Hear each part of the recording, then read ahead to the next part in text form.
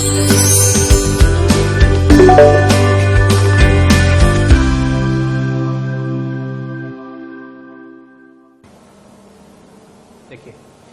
अभी मैं आपको एक्सप्लेन करूंगा यूनिट वेक्टर।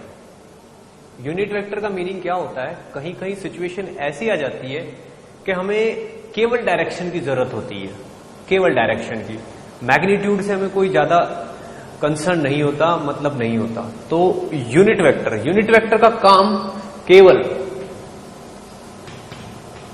यूनिट वेक्टर, ठीक है ना। यूनिट वेक्टर का काम केवल डायरेक्शन बताना है, यानी कि पॉइंट करना कि इस तरफ, ठीक। अब मान लो किसी डायरेक्शन में ये कोई वेक्टर है, ये कोई वेक्टर है ए, ये इस पर्टिकुलर डायरेक्शन में है, ठीक। कुछ मान लीजिए वेलोसिटी है। अब मुझे इसमें ये किस किस चीज से मिलके बना है, मैग्नीट्यूड और डायरेक्शन, दो चीजें हैं इसके पास, ठीक।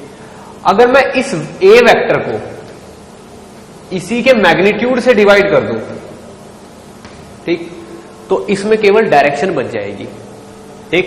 एक्चुअल में अगर इस वेक्टर को मैं इसी के मैग्नीट्यूड से डिवाइड कर दूं तो ये एक यूनिट मैग्नीट्यूड वाला वेक्टर हो जाएगा, जिसका मैग्नीट्यूड यूनिट होगा।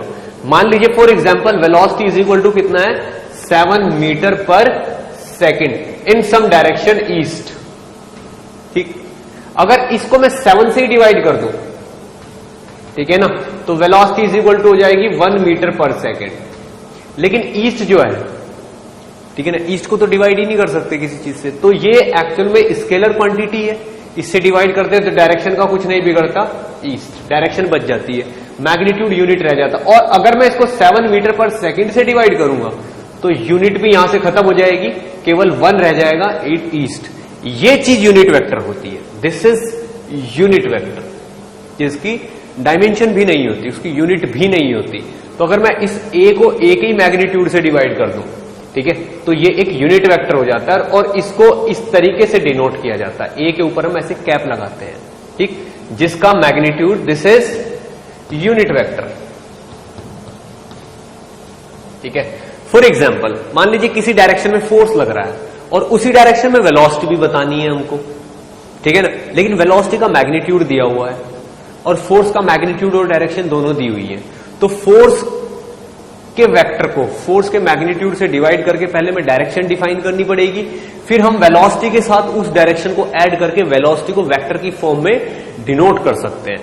इसलिए किसी किसी वेक्टर में से हमें केवल डायरेक्शन की जरूरत पड़ती है, ठीक, तो वहां पे हम उसको यूनिट वेक्टर में कन्वर्ट कर लेते हैं, ठीक। तो यहां पे समझ लीजिए जो इसकी यूनिट है, मान लीजिए मीटर पर सेकेंड है, तो मैं इसको मीटर पर सेकेंड से ही डिवाइड करूंगा तो ओनली डायरेक्शन बच जाती है, यूनिट वेक्टर, ठीक है। यानी कि मैग्नीट्यूड इज इक्वल टू कितना हो जाएगा, किसी यूनिट वेक्टर का मैग्नीट्यूड इज इक्वल टू हो जाएगा 1, किसी भी यूनिट वेक्टर का, ठीक है। अब मान लीजिए कोई प्लेन है, ठीक है ना, अब किसी भी डायरेक्शन को यूनिट वेक्टर से डिनोट कर सकते हैं हम कि ये केवल डायरेक्शन है। अब इस डायरेक्शन में अगर वेलोसिटी होगी, ठीक है, तो वो यूनिट वेक्टर की डायरेक्शन वेलोसिटी के मैग्नीट्यूड के साथ जुड़ के वेलोसिटी के वेक्टर को प्रिपेयर कर देती है, ठीक। तो ये कन्वेंशन है कि अगर यहां पे ये कोई मान लीजिए प्लेन है, ये कोई प्लेन है यहां पे इस तरीके का, ठीक है। अब यहां पे अगर मैं डायरेक्शन डिफाइन करूं तो इस तरीके से ये हो जाएगी। मान लीजिए ये एक्स डायरेक्शन है और ये वाली वाई डायरेक्शन है और ये वाली जेड डायरेक्शन है। डायरेक्शंस किस कौन सा रूल फॉलो करती है, राइट हैंड रूल फॉलो करती है।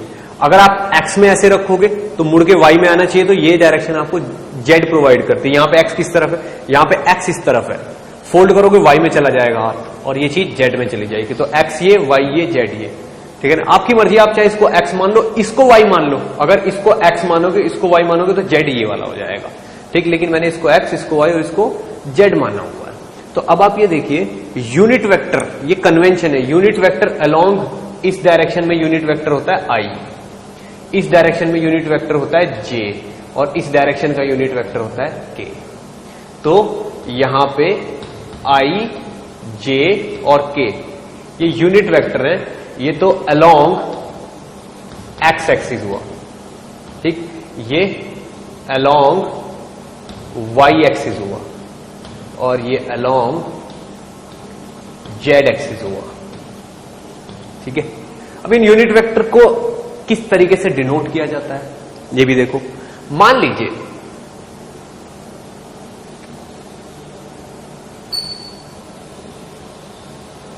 ये कोई प्लेन है, कार्टेशियन प्लेन है, ये एक्स एक्सिस हुई और ये हुई वाई एक्सिस, ठीक है। अब आप ये देखो, अगर मैं कोई यूनिट वेक्टर ऐसे ले लेता हूं कि ये कोई एक वेक्टर है जिसकी लेंथ है 5 मीटर पर सेकेंड, वेलोसिटी को शो करता है। तो आप देखो, अगर मैं देखूं तो इसको मैं इस तरीके से भी डिनोट कर सकता हूं कि ये वाला जो वेक्टर है, ये वाला वेक्टर, इतनी लेंथ तो इसकी एक्स एक्सिस में है और इतनी लेंथ ये वाई एक्सिस में है। यानी कि अगर इसको मैं O मान लूं, ये R है और ये वाला पॉइंट अगर A है और ये B है, तो OR इज इक्वल टू हो जाएगा OA प्लस OB, ये हो जाएगा, ठीक है ना। आप देखो, अगर ये वाला एंगल यहां पे 37 डिग्री निकल आता है तो ये वाला मैग्नीट्यूड 4 हो जाएगा और ये वाला हो जाएगा 3, ठीक। तो आप ये देखो, मैं इस वेक्टर को OA जो है, OA को मैं लिख सकता हूं 4i। इस I के लिखने से मुझे साफ साफ पता चल जाएगा कि 4 मीटर पर सेकेंड का मैग्नीट्यूड किस डायरेक्शन में है, एक्स में है। OB को मैं लिख सकता हूं 3j, ठीक। तो OR को मैं क्या लिख सकता हूं, मैं OR को लिख सकता हूं 4i प्लस 3j। ऐसा करने से इसका रिप्रेजेंटेशन कंप्लीट हो जाता है, OR वेक्टर का रिप्रेजेंटेशन कंप्लीट हो जाता है, ठीक। इस तरीके से हम इसको डिनोट कर सकते हैं। यूनिट वेक्टर का यूज इस तरीके से होता है। अगर इसमें तीसरी डायरेक्शन भी होती है, यहां पे प्लस k भी हो जाता हमारा कुछ। तो ये था यूनिट वेक्टर, ठीक है ना। इसको आप अच्छे से नोट करिए, फिर हम नेक्स्ट पॉइंट पे चलते हैं।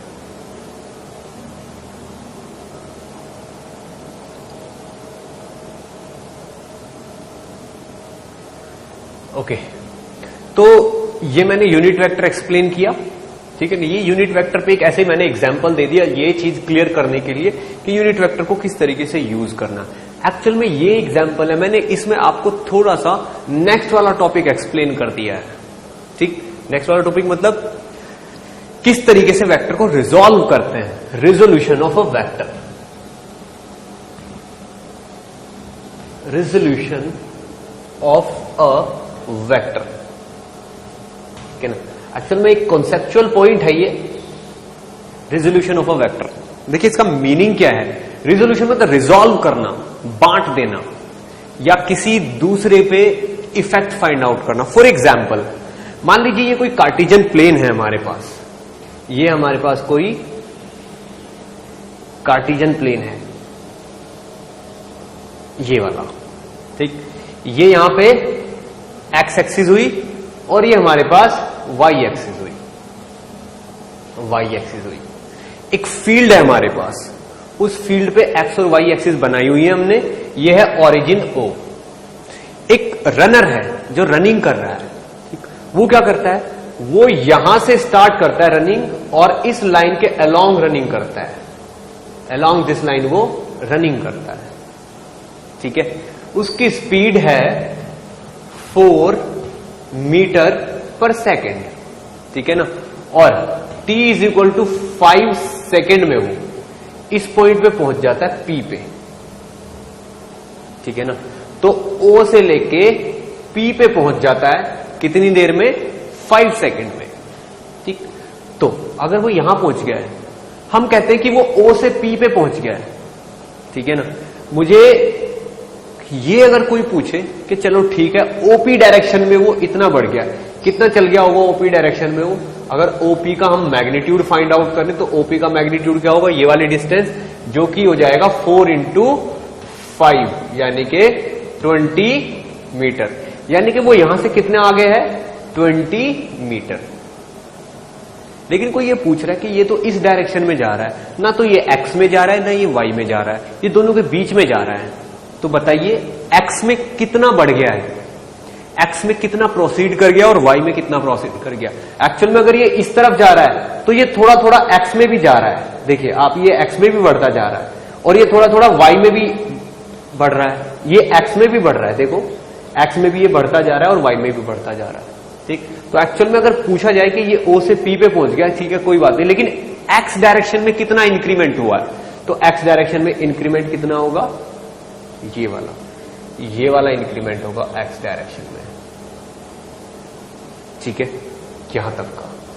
और अगर ये वाला एंगल, यहां पे ये वाला एंगल, अगर ये वाला एंगल अल्फा है तो ये वाली चीज होगी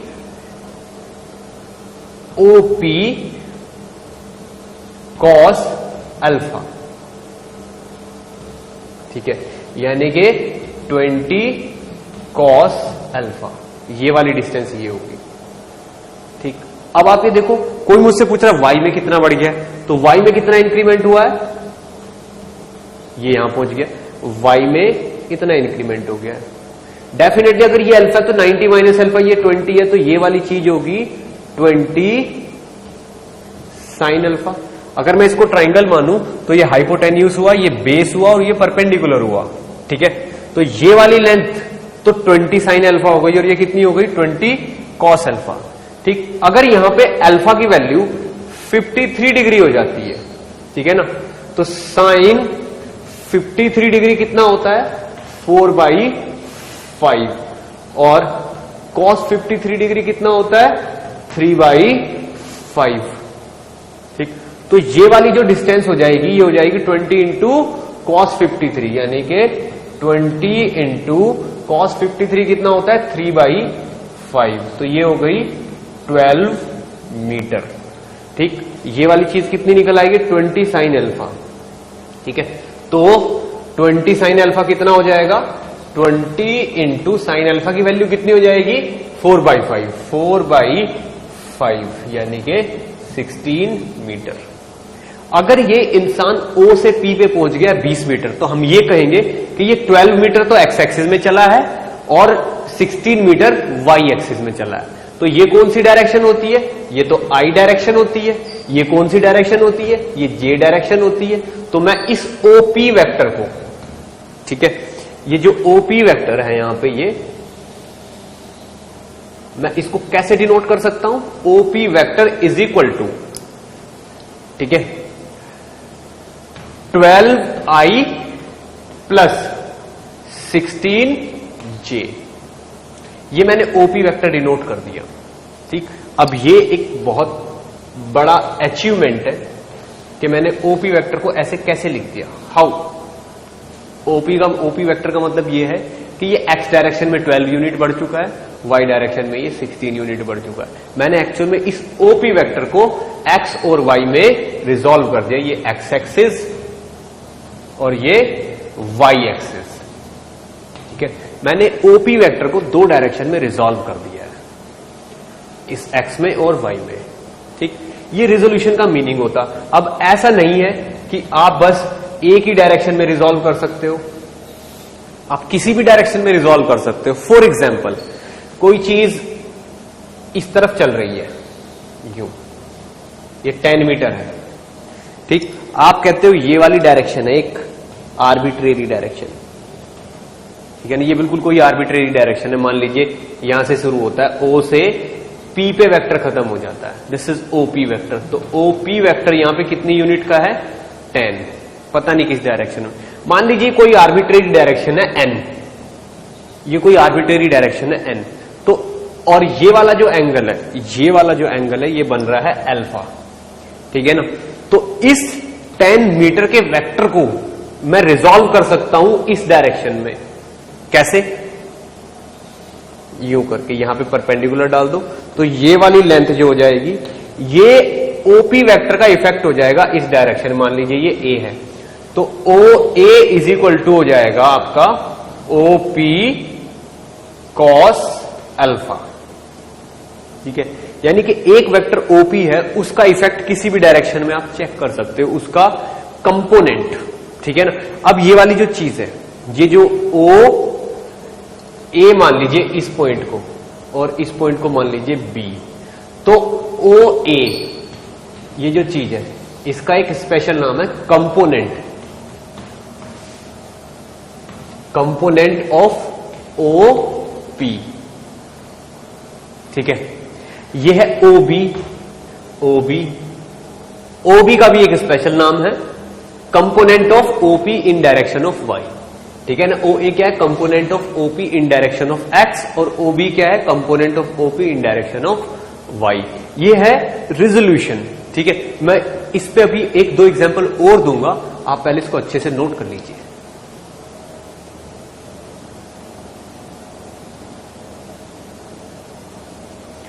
ओके, तो था रेजोल्यूशन। चलिए इस पे एक दो एग्जांपल हम और देखते हैं।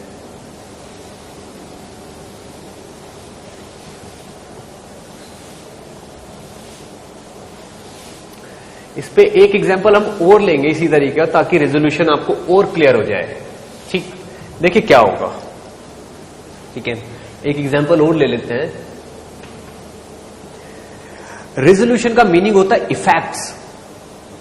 ठीक है, कि इस वेक्टर का इफेक्ट इस डायरेक्शन में कितना है, इस वेक्टर का इफेक्ट इस डायरेक्शन में कितना है, या इस और इस चीज का दूसरा नाम होता है कंपोनेंट। ठीक, अब मान लीजिए ये कोई वेक्टर है, ये कोई वेक्टर है ओ पी।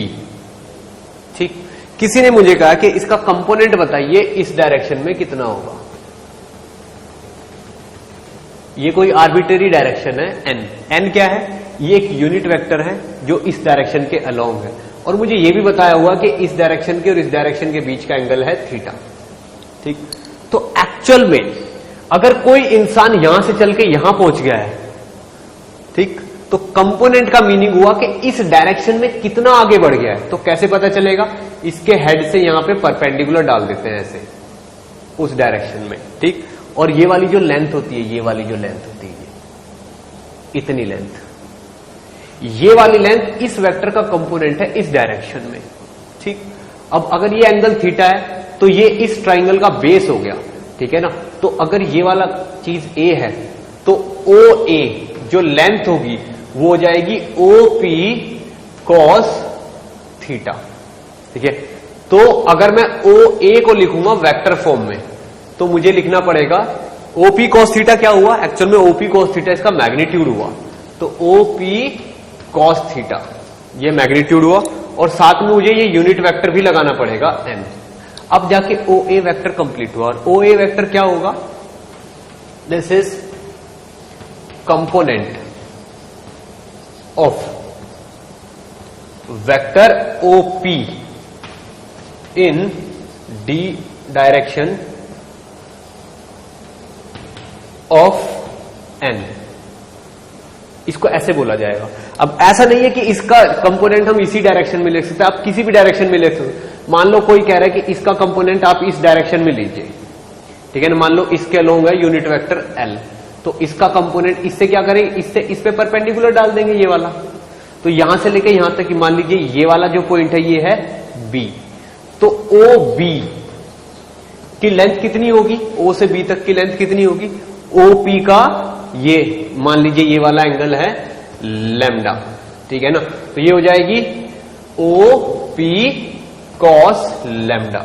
ये मैग्नीट्यूड होगा, ये लेंथ होगी। लेकिन ओ बी को अगर मैं वेक्टर फॉर्म में एक्सप्लेन करूंगा, ठीक है, तो ये कोई यूनिट वेक्टर इसके लॉन्ग एल, तो O P cos lambda into L unit vector, ये एक वेक्टर कंप्लीट होगा जिसमें मैग्नीट्यूड और डायरेक्शन दोनों है। तो आप किसी भी वेक्टर को किसी भी डायरेक्शन में रिजॉल्व कर सकते हो, और रिजॉल्व किए हुए चीज को बोलते हैं कंपोनेंट। क्या होता है रिजॉल्व की हुई चीज, कंपोनेंट। इस चीज को क्या बोलेंगे, इसको बोलेंगे component of OP vector in direction of L, ये in the direction of L. और कंपोनेंट ऑलवेज कॉस इनटू जो दोनों के बीच का एंगल होता है कॉस थीटा। जैसे यहां पे इसका कंपोनेंट इस डायरेक्शन में, तो इन दोनों के बीच का एंगल कितना है, थीटा। तो ओपी कॉस थीटा ये वाला कंपोनेंट हो जाएगा। इसके और इसके बीच का एंगल कितना है, लैम्डा, तो ये यहां से लेके यहां तक की लेंथ होगी ओपी कॉस लैम्डा, तो कंपोनेंट इज ऑलवेज कोस। ठीक है, अब कंपोनेंट की बहुत सारी प्रॉपर्टीज हैं, ठीक है ना, जरूरी नहीं है कि कंपोनेंट ऐसा ही हो, आप ऐसा अपोजिट डायरेक्शन में भी ले सकते हो। फॉर एग्जाम्पल मान लीजिए ये कोई वेक्टर है, ठीक है ना, ओ पी, और किसी ने बोला है मुझे कि आप मुझे इसका कंपोनेंट इस डायरेक्शन में बताइए कितना होगा, ये वाली डायरेक्शन, ये वाली डायरेक्शन में क्या कंपोनेंट, इधर नहीं पूछा, इधर पूछा है। ठीक, अब आप ये देखो ये वाला एंगल कितना है, ये वाला एंगल मान लीजिए अल्फा है, तो इस डायरेक्शन में इसका कंपोनेंट बताना है मुझे, ठीक है ना, तो एक्चुअल में हम इसका कंपोनेंट इस डायरेक्शन में निकाल लेते हैं। ठीक, ये मान लीजिए ए है, ठीक है, ये वाली डायरेक्शन मान लीजिए ये एक्स एक्सिस है, ठीक है ना, तो ये वाली जो चीज होगी ये है ओ और ये है पी, तो ये क्या होगा ओ ए, ओ ए लेंथ कितनी हो जाएगी ओ पी कॉस अल्फा, ये हो जाएगी, अगर ये अल्फा तो कॉस अल्फा ये हो जाएगा ओ पी कॉस अल्फा। अब इसके अलोंग क्या हो जाएगा माइनस ओ ए, क्योंकि इसका कंपोनेंट अगर मैंने इस डायरेक्शन में निकाल लिया तो इसका कंपोनेंट इस डायरेक्शन में क्या हो जाएगा, ये वाला हो जाएगा। अब ये इस डायरेक्शन में है ओ ए, तो उस डायरेक्शन में कितना होगा माइनस ओ ए, तो ये क्या हो जाएगा minus O P cos alpha in the direction of I. देखो माइनस ओ ए क्या होगा, इस तरफ इसका एक्चुअल में इस वेक्टर का इफेक्ट इस डायरेक्शन में नेगेटिव है, क्योंकि वेक्टर का इफेक्ट एक्चुअल में इस डायरेक्शन में है, ठीक है ना। अगर कोई चीज इस पे ऐसे प्रोसीड कर रही है तो एक्चुअल में वो इस डायरेक्शन में इतनी प्रोसीड करती जा रही है। मैं ये कहता हूं कि यहां पे 5 मीटर आगे चली गई तो यहां पे इतना आगे चली गई होगी, एक्चुअल में जा तो इस तरफ रही है, लेकिन हमें बताना है कि उस तरफ कितनी जा रही है, तो जितनी इस तरफ गई है उसको नेगेटिव साइन लगा के बता देते हैं, ठीक है ना। तो ओपी कॉस अल्फा इंटू आई, ठीक है ना, ये इसका कंपोनेंट हो गया। मान लीजिए ये चीज क्या हो गई, this whole quantity is component of OP, component of OP in negative X direction. Positive X तो ये हुई, वो हुई नेगेटिव एक्स डायरेक्शन, तो ये वाली चीज हमारा आंसर है एक्चुअल में। अगर वो बोलता है कि पॉजिटिव डायरेक्शन में क्या होता है, इन पॉजिटिव एक्स, मान लो ये पूछता इन पॉजिटिव एक्स क्या बोलेंगे, पॉजिटिव एक्स हम बोलते सीधे सीधे OP cos alpha into I with positive sign. ठीक, इसको एक बार अच्छे से नोट करिए फिर आगे बढ़ते हैं हम।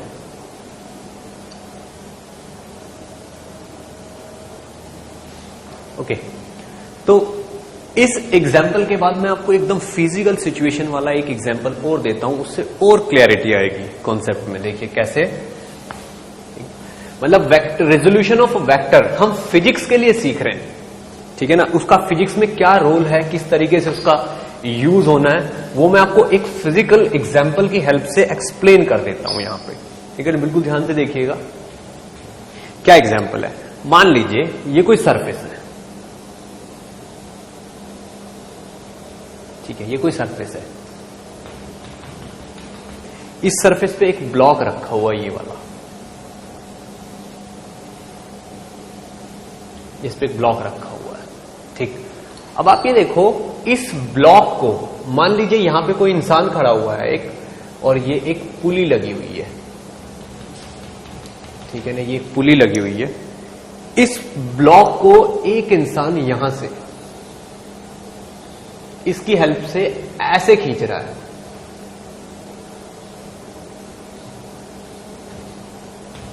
इस तरफ से पकड़ के खींच रहा है, और वो इस तरफ लगा रहा है 50 न्यूटन का फोर्स इस डायरेक्शन में, ठीक है ना, इस पॉइंट पे।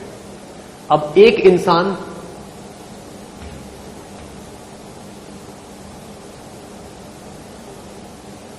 इसको ऐसे धकेल रहा है, ठीक है ना, किस डायरेक्शन में, इस पॉइंट पे वो फोर्स लगा रहा है, तो वो इस डायरेक्शन में फोर्स लगा रहा है कितना, मान लीजिए 30 न्यूटन। ठीक है, तो ये जो ब्लॉक है, एम मास का जो ब्लॉक है ये, ठीक है ना, अब उसने क्लू दिया है कि ये जो फोर्स है, ये जो डायरेक्शन है, दिस एंगल इज 53 डिग्री।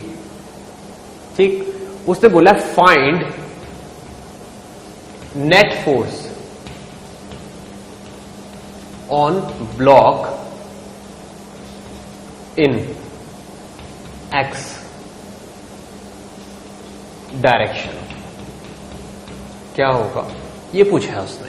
ठीक, तो आप देखिए ये वाला फोर्स, ये वाला तो टोटल एक्स में लगा रहा है। मान लीजिए this name of this man is A and name of this man is B.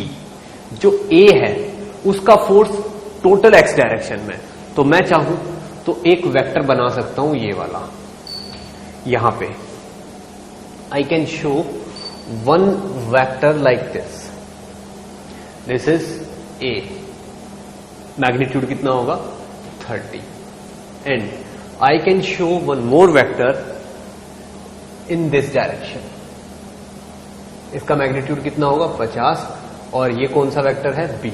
This is force applied by A and this is force applied by B. तो अब वो पूछ रहा है कि नेट फोर्स एक्स एक्सिस में कितना है। एक्चुअल में अगर ये जो वेक्टर है इसको मैं रिजॉल्व करूं इस डायरेक्शन में यू, तो इसका एक कंपोनेंट आएगा इस तरफ, क्योंकि ये वाला जो वेक्टर है ये x में भी है और ये वाला वेक्टर y में भी है। तो x डायरेक्शन में ये आया, ये वाला एंगल कितना है 53 डिग्री। तो ये वाली चीज हो जाएगी 50 cos 53 डिग्री, और cos 53 डिग्री की वैल्यू मैंने आपको बताई हुई है 3/5। तो ये हो जाएगा 50 इंटू 3/5 यानी कि 30 न्यूटन। इसका मतलब क्या है, ये 30 न्यूटन इस तरफ होगा और ये 40 न्यूटन इस तरफ होगा, क्योंकि ये वाला क्या होगा, अगर ये cos 53 है तो ये कितना होगा, ये 37 का होगा, तो वो हो जाएगा cos 37 डिग्री। ये हो जाएगा 4/5। तो इस फोर्स का इफेक्ट एक्स एक्सिस में, अलोंग एक्स एक्सिस इतना है और अलोंग वाई एक्सिस इतना है। ठीक, तो this is component of force FB in x direction। ठीक है, तो net force in x direction कितना हो जाएगा, एक तो ये वाला फोर्स है दिस इज 30 न्यूटन, तो F1 इज इक्वल टू कितना है 30 इन I डायरेक्शन। ठीक, और FB इज इक्वल टू मैं क्या लिख सकता हूं 30 इन आई डायरेक्शन। ये रहा, यहां से कहां से आया ये चीज यहां से आई, प्लस 40 इन जे डायरेक्शन। ये चीज कहां से आई, ये चीज यहां से निकल के आई 40 इन जे डायरेक्शन। तो आप ये देखो, मुझे इस फोर्स का केवल एक्स कंपोनेंट चाहिए, यानी कि मुझे केवल ये वाली चीज चाहिए। तो net force in X direction क्या हो जाएगा 30i प्लस 30i यानी कि 60i force in X direction. ठीक है ना, that means force in X direction is equal to 60 newton. ये आंसर है, यानी कि इस ब्लॉक पे नेट फोर्स एक्स डायरेक्शन में कितना है 60 न्यूटन। अगर इस पे वाई डायरेक्शन में पूछा जाए, ठीक है ना, तो वाई डायरेक्शन में ये वाला कंपोनेंट आ जाएगा और इस पे एक mg फोर्स भी लगेगा नीचे की तरफ। ठीक, तो यहां पे इस तरीके से फिजिक्स में इसका यूज होता है। अब आप चाहो, ठीक है ना, जैसे मैंने ये वाला कंपोनेंट है, ये वाला, ये फोर्स है Fb जिसको मैंने ऐसे रिजॉल्व किया है यहां पे। ठीक है, मैंने इसको दो कंपोनेंट में डिवाइड कर लिया इस तरीके से। ठीक, अब एक स्पेशल पॉइंट और है यहां पे, ठीक है ना, अगर component angle between components is 90 degree, that means जो भी कंपोनेंट्स होंगे, यानी कि जो भी मान लो a है, तो ax का स्क्वायर प्लस ए वाई का स्क्वायर इज इक्वल टू ए का स्क्वायर हो जाएगा मैग्नीट्यूड वाइज। ठीक है, ये मैंने क्या एक्सप्लेन किया, मैं इसको अभी एक्सप्लेन करता हूं। पहले आप इस एग्जांपल को एक बार नोट कर लीजिए अच्छे से।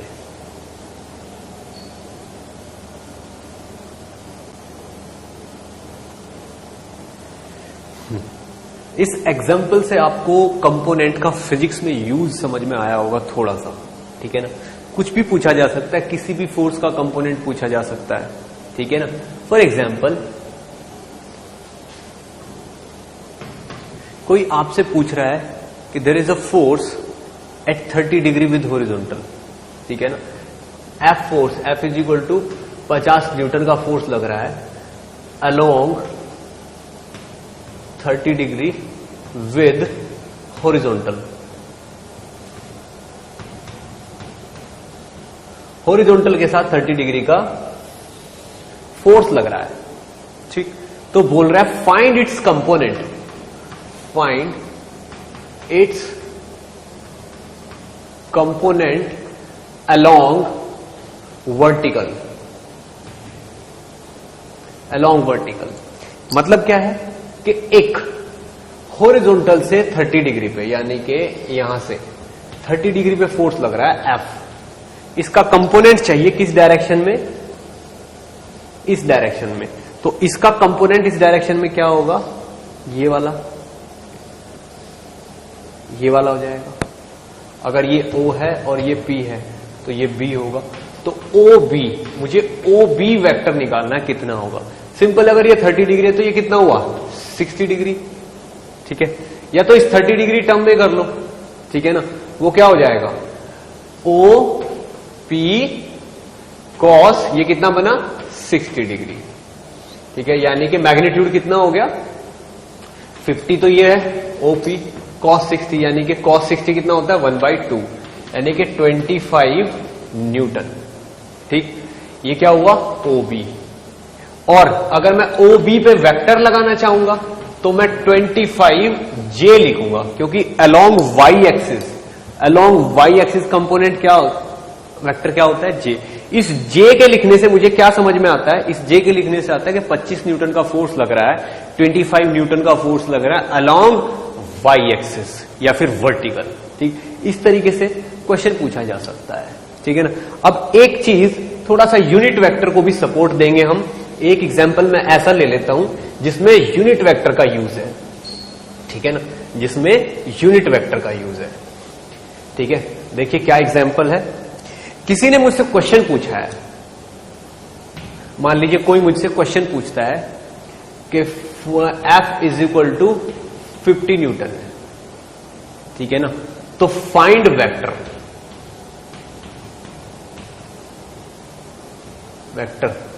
Of magnitude 50 newton along -3i + 4j direction. It's a question.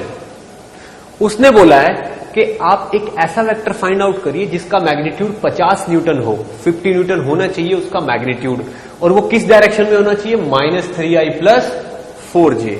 ठीक, अब ये वाली चीज हमको एक नया वेक्टर देती है, मैग्नीट्यूड अलोंग। ठीक है ना, वो ये भी लिख सकता था पैरेलल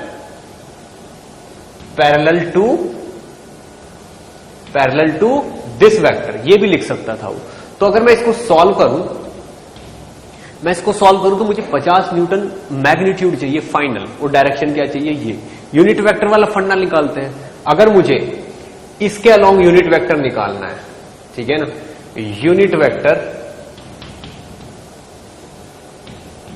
अलोंग -3i + 4j, इसके अलोंग मुझे यूनिट वेक्टर निकालना, तो मान लीजिए वो क्या है n, तो वो क्या होगा -3i + 4j। ये तो अपने आप में डायरेक्शन हुई, divided by magnitude of -3i + 4j।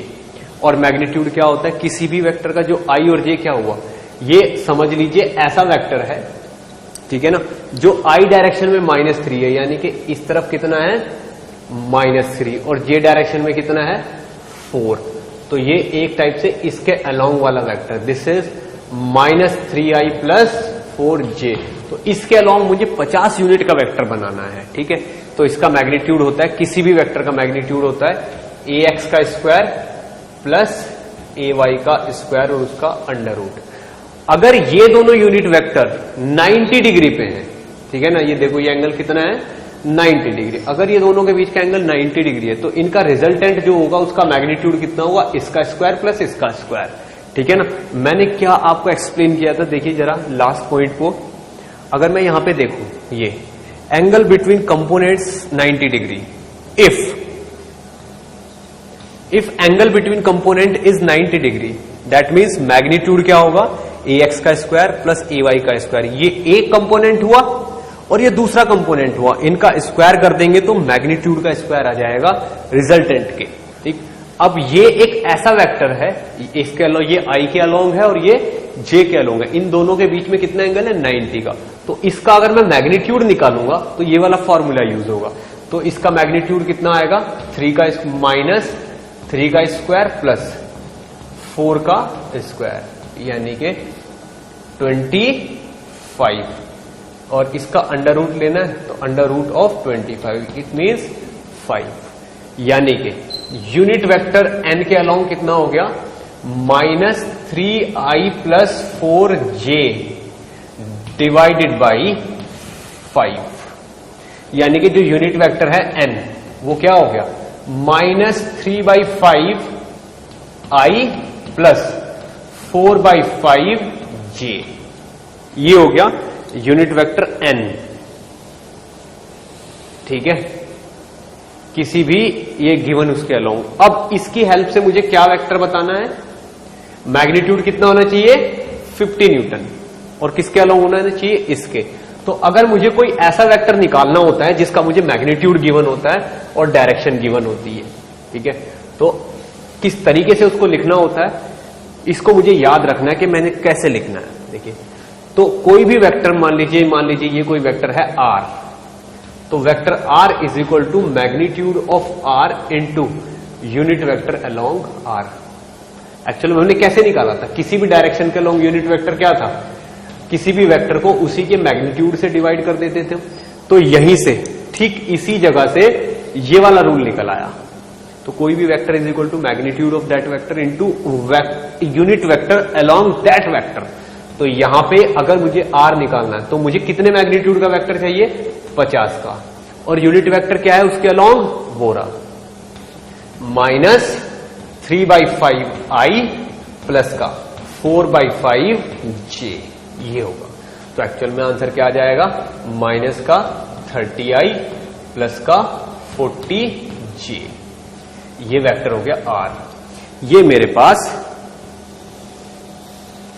Answer आया, ये मेरे पास आंसर आया। आप चेक करके देख लो इसका मैग्नीट्यूड कितना होगा, 30 का स्क्वायर प्लस 40 का स्क्वायर कितना आ गया 50, और डायरेक्शन कौन सी है जो गिवन है। क्लियर, इसको अच्छे से नोट करिए, फिर नेक्स्ट पॉइंट पे मूव करते हैं।